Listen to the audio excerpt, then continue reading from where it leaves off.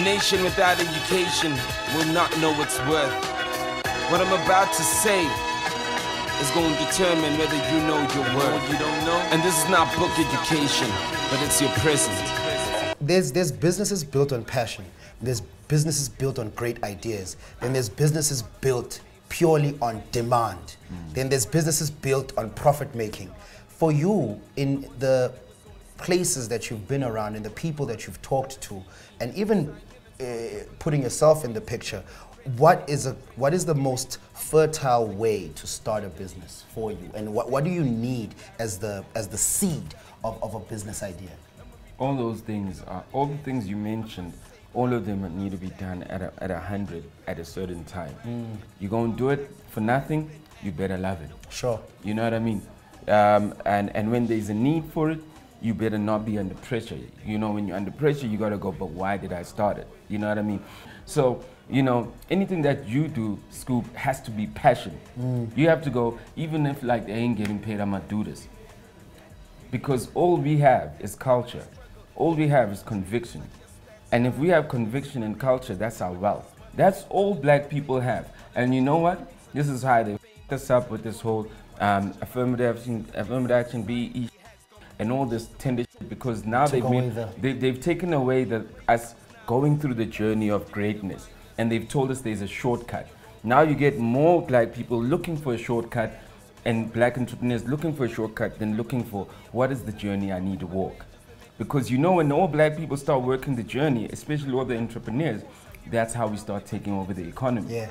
The kids right now, because they see the famous people who don't even have that much money, but we are so bent on getting these awesome brands and putting our lives up on the Instagram, that our rewards, we are spending them in a certain way that is very instant, you know?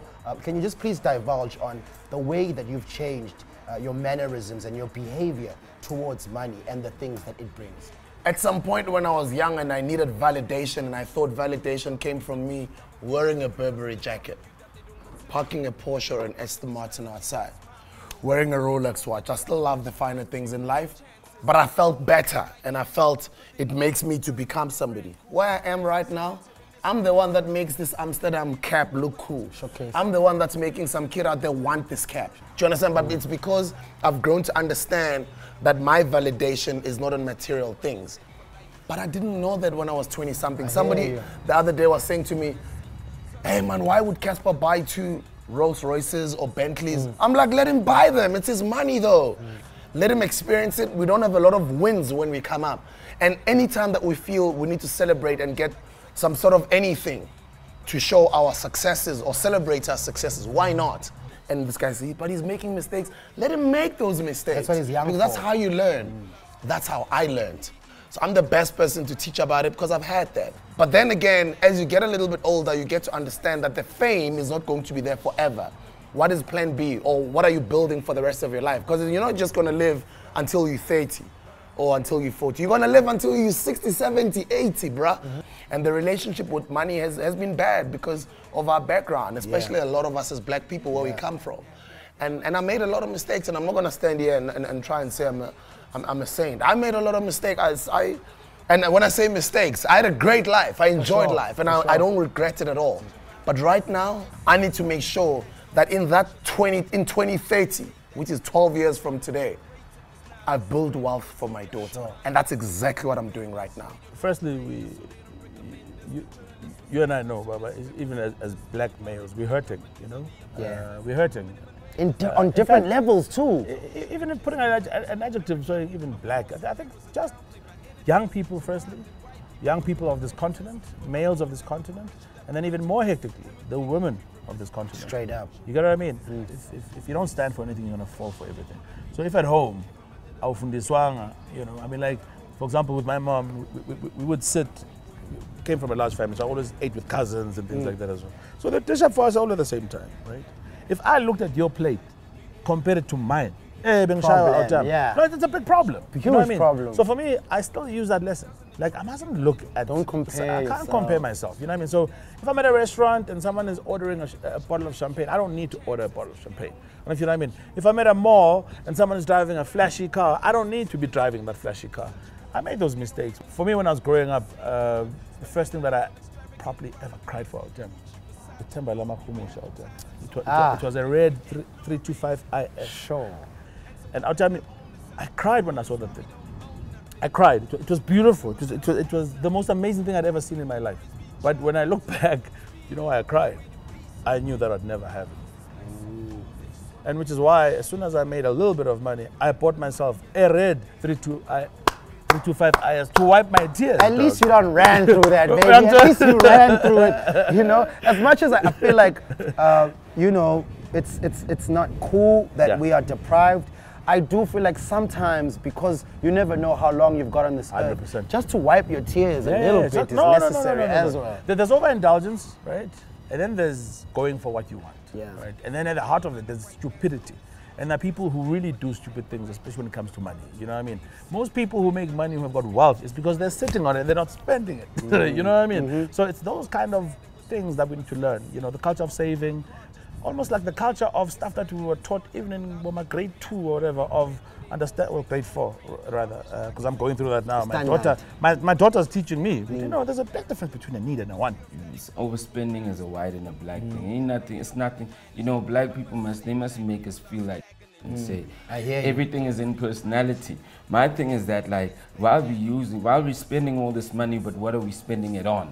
My thing is that as a race, though, where is our money finishing, or where is our money being planted? And is it planting seeds so it kind of like creates other trees so they can create more seeds? And the thing is that, like, at the end of the day, you know, every generation started here. That's why, you know, you have cavemen. We don't understand this thing in this analogy in life. That's why we started as we're cavemen, when we were apes, whatever. People started apes, and then they get better, they get better, they get better. But what life was showing, God was saying, I'm doing my job in improving you in every generation. Your job is to take the knowledge, not the physical, take the knowledge, pass it on to every generation so they get better. So immediately when we start dropping the ball, we literally don't get better. That's why the world can't. It's like the marketing analogy. That's why the world doesn't get better, because we never teach our kids. You know, we never show our kids our struggles. We never show them the truth. We never teach them about money, etc., etc., etc. And that is the journey of wealth. And that is what's been taken away from Black South Africa to a point where we've been told that everything is a rush. So now, you know, apartheid was that mind that all the things that they said you can't have, now you're over-consuming them. Yeah. You're over-consuming them, that even in marketing they go, the consumer are black people. They're the new, because they know that they literally push this away from it. And when they remove you from something, immediately when they open that door, you're going to be the first one, and you're going to be buying and buying more than them. That's why they don't you look at the marketing billboards, they don't even have white people like that. Anymore, they probably have, and white people have more money. So now they've opened the doors for all these things, and we are coming in numbers and flocking, all these things we couldn't have. And once we have them, we're sitting there fat, and then we go, fuck, I got credit. You know, so, you know, all these things we couldn't have, they've literally prepared us for the next level of our lives, which is credit. Because, you know, even those that you can't afford, you just want it now. You're just greedy, you're gluttonous, you don't care about your people. You're just doing things there with the heart of, I want to show them, you know? And that's the black disease right now. It's gluttony, it's greed. That's what's killing this country, even to a point, you know. We come from not having, we're not taught about entrepreneurship, business proposals, so on and so forth. We don't get capital from our uncles or our fathers. We have to go to financial institutions which are very stringent on passing down that capital to people in our kinds of situations with no collateral and so on and so forth.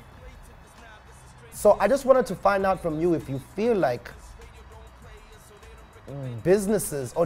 banks in South Africa are they willing to hear the black story when it comes to business, or are we all under one uniform and under one umbrella? This is the way it has to be. Do you think financial institutions, the traditional financial institutions, understand the speciality of the black situation? They don't, but they do, but they refuse to. So I always say this, black men, you're on your own. That's how they will give you a loan to a house and you'll pay it over 20 years. They will give you a loan to a verpa and you'll pay it over 5 years. And if you calculate how much money you paid in 20 years, you've paid that 500,000 quadruple times. But you're asking for 200,000 to start a business. Half of that 500,000, you're not going to get that loan. Sure. Has this What is happened that? to you? It happens to everybody. You go get a loan to start a business, it's going to be tougher than you getting a loan to buy a car. Why is that? Tell me why is that?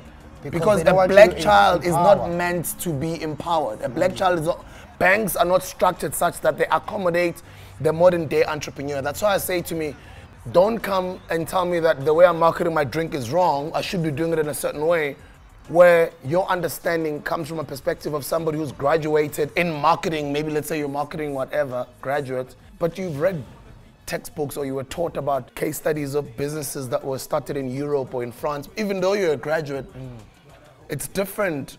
Even banks are the same. Banks still operate on policies that were drawn up. Obviously, banks are regulated by the government. And any loophole they find, they will do, as long as they're not breaking the law. Those policies do not favor those same black people to start their own businesses. Why is that? You know? Sure. And for me, that's exactly what I want to say. Black child, you're on your own. That's when you must just know that you're on your own.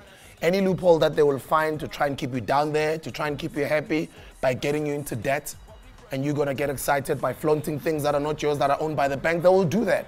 But it's just how the policies have been structured from back in the day. They do not favor black people starting their own businesses.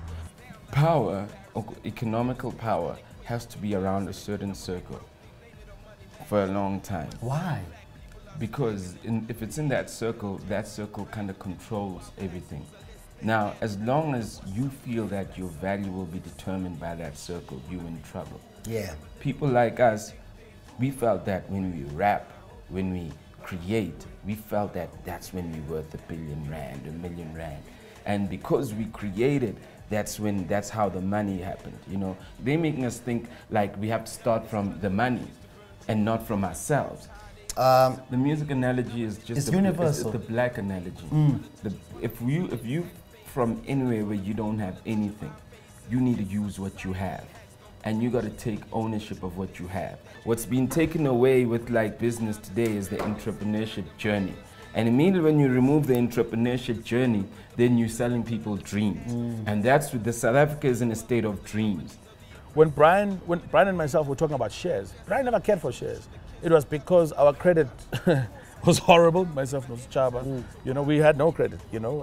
So to open up a bank account, he's the one who came in and to a certain extent stood for surety and things like that as well. So, you know, dog, like, it's easier to open up an account for Impasha, cell phone, right?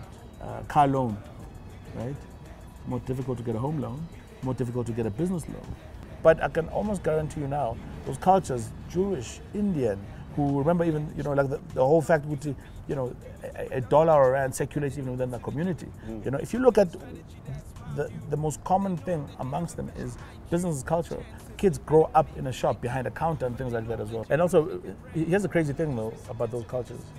There are foreigners, there's people who arrived in Africa, so there is a survival element to it. Yes. Tina, we're at home, so there's an element of complacency. But I think with us it's even worse, man. You know, we wait for government to do things. I've waited for government to see what we're doing, the magic that we're creating. I see it even with Soweto TV. Soweto TV is actually ahead of its of the game. Very much so. And I'm not saying it because I'm involved, but like, in fact, I'm involved because of that. Yeah. You know what I mean? Where people are blind to the fact that it's sitting on 3 million viewers. And for us, it's about expression. You know, it's about celebrating who we are. It's about, you know, more importantly, I think it's about self-determination. You know what I mean? We must own our own problems as well as the solutions. Yes. For me, I have an awesome saying, and I think that's my biggest fuel in terms of business. If you're born poor, it's not your fault. But if you die poor, it's your fault. Sure. Brands don't do things right the first time around because they have to motivate spend every year. So, you know, so a brand doesn't have to do it right. They just have to be present. You know what I mean? So we care about it doing right. We care about it. We care about it, the aesthetic. We care about how it lands to us. We care about how people embrace it, chew it, eat it, live it. They just want to be around you while you're chewing and eating. So, you know, I was sitting in these agencies, and at all times even when I was sitting in some brands, at all times I just felt like these guys just want to be around us. They don't want to change, you know. I say the power of changing any community is through perception. When you work to change people, you know, you get a special place in people's hearts. But you can only change people if you come from a world where you understand what needs to be changed. We are the only people who people will tell us how to sell with us. We're the only race that people will tell us how to sell with us. So this shows that, like, we are so disempowered, and we are so mentally and culturally we are so confused, you know, and our aspirations are literally our Western aspirations are literally diluting the foundation of who we really are, you know. And because our Western aspirations are so large, you know, they dilute who we really are, that we're going to agree to everything because we want to be we want to be a part of that so badly. But we want to be a part of it not because of the work, but because of the rewards. It's survival, reward, status. But you see, so that's the problem with black people. We really want to be a part of something that has nothing for us. There's a threshold that black business hits. I mean, firstly, in partnerships. Yeah. Like, we don't have lifelong partnerships in black business. No. Let me start with that. Why do you think that is? Earlier you spoke of our unity before 1994. Yeah. Right? Our actual unity came from the fact that we had a common enemy, right, which was apartheid. And I think a common enemy that we have now is unemployment, drugs that are killing our communities. And I don't want to sound like a beauty queen, you know what I mean? Yeah. But these problems are real, man, you know. Suicide is a big thing amongst youth, and also amongst grown folk who've studied and they've got their diplomas and degrees and they can't find jobs. That's, I mean, it's not cool. And then that was on a personal level, right? Then on just on the ceiling that black business hits, why do you think that is? Is it a self-induced thing? Is it a macro external thing?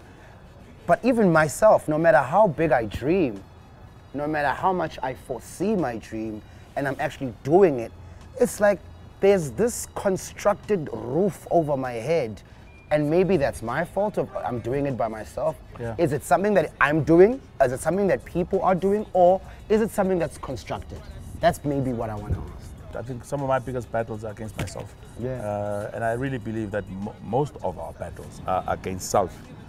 I love that. I really do love that, because with every achievement or every decision that I've made that's been so pivotal in my life and been so beneficial, the joy didn't come from tweeting the victory. The joy didn't come from posting an Insta story about it. The joy really came with me going home, thinking about how many times I've sat on the couch, slept, dreaming about what just happened. And the victory was really like believing that, following through with this thing and this thought that I've had, and now it's coming to fruition. I love that you said the war is between ourselves, and the battle and the victory is more about self. It's about self.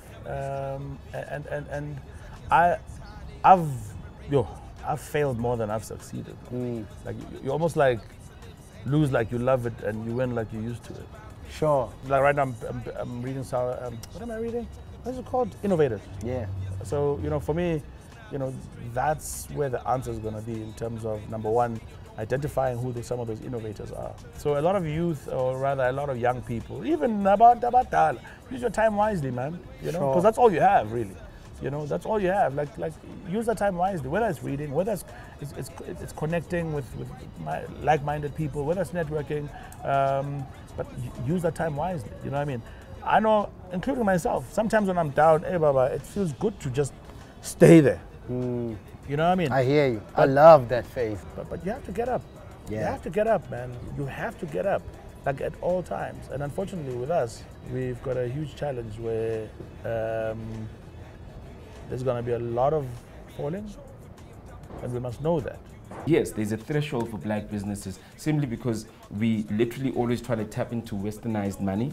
We're literally trying to tap into westernized marketing systems. We're literally trying to tap into brands that are being sold from overseas who are saying they want the African market. So they're asking their American counterparts who are in South Africa or chains to do things. So all the time, I don't care whether you call it Nike, whether you call it Coca-Cola, all the time that you're trying to like knock on that door, you are literally like dealing with a conversation that started in America or wherever else in the world, and it came down, and now you think that you can tap into that money within a relationship as just an African. As an African, you think you want to tap into that money, but these guys have been having conversations before you were probably even born. That's the problem. Africans are trying to tap into what doesn't belong to them. What belongs to them is the money they spend to these guys, but then they don't stop spending.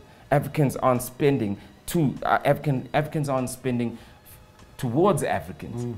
Dr. Motlana started MTN. MTN is an international company today. Yeah, you told me about this. I love that you brought this back. He started, it's an international company today. People bought into it. They've even rebranded. People don't even know that MTN was from the Motlana surname, MTN, Motlana. Wow. But now it's mobile telephone networks, you know. But it's a black business and it's succeeded. It's on that level where now it's got international partners. I don't even think it's local anymore. It's the same thing with Appetizer. For it to be bought by SAB, what is this, Coca-Cola, and it's a South African brand owned by Cape Town.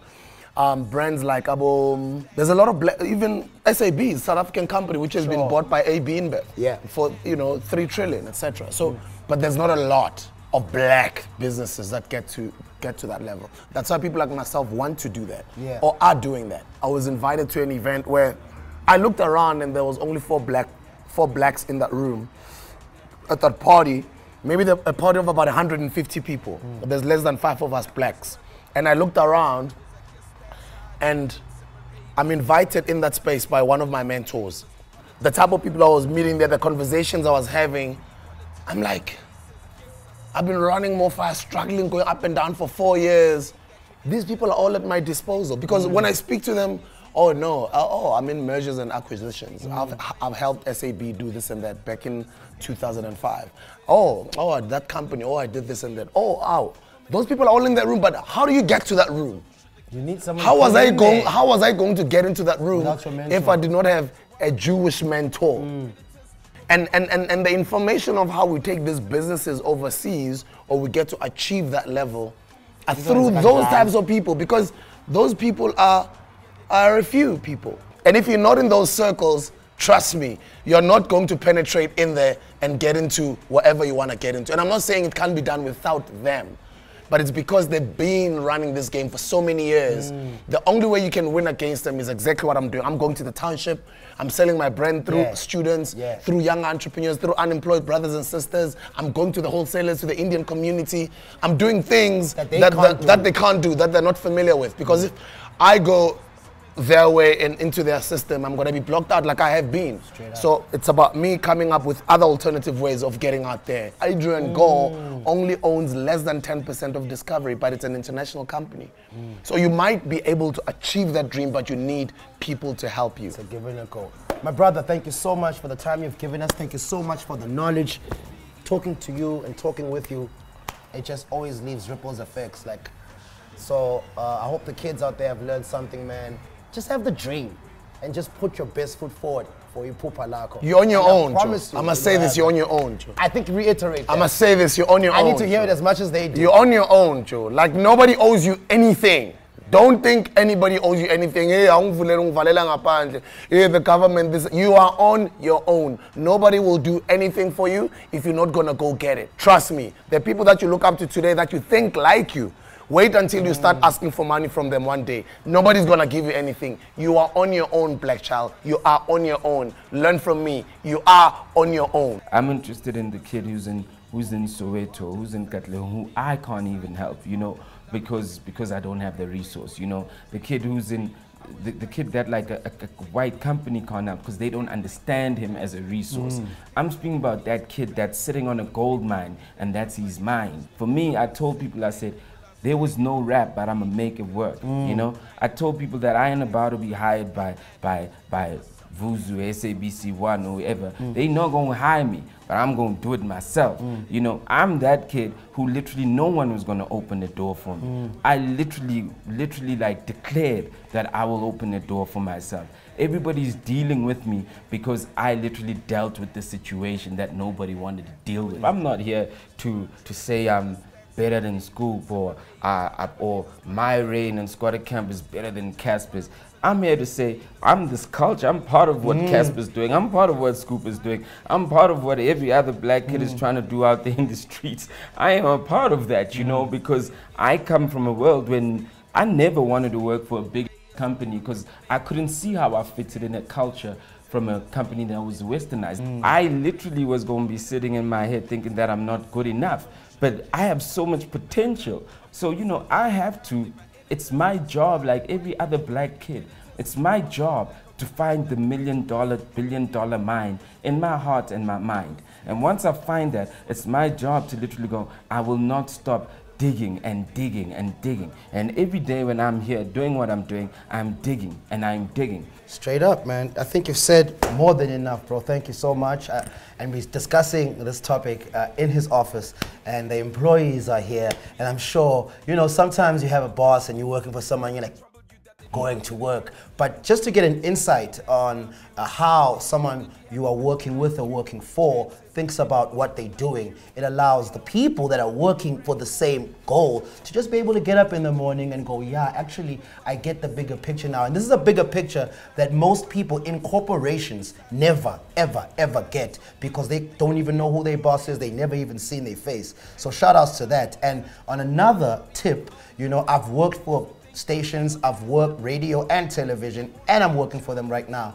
And I have been telling them about the resource that I am and what they need to tap into where I'm concerned, and I've constantly been getting the backhand. And I am proud to say that you have given me an opportunity to do what I feel I want to do and what I feel that I bring to the culture on Slikour and Life. So check it out. It's called Catching Waves with Scoop Makatini, right on his platform. I learned from you, brother. I learned. So thank you so much, everybody, for watching. We're definitely going to keep this one rolling. Palladium might have given us the means to do these conversations now, but I'm sure that something will spring up from this, and there'll be so much more we can touch on, because not only is it for you, but it's also for us as well. They say when you're preaching, you're not only preaching to the congregation, you're preaching to yourself as well. And remember, there's nothing for free. If it is for free, you're probably the product. Sure. I just wanted to throw that. I learned that yesterday. Sure. That was free knowledge. You the product. And give us skills that equate to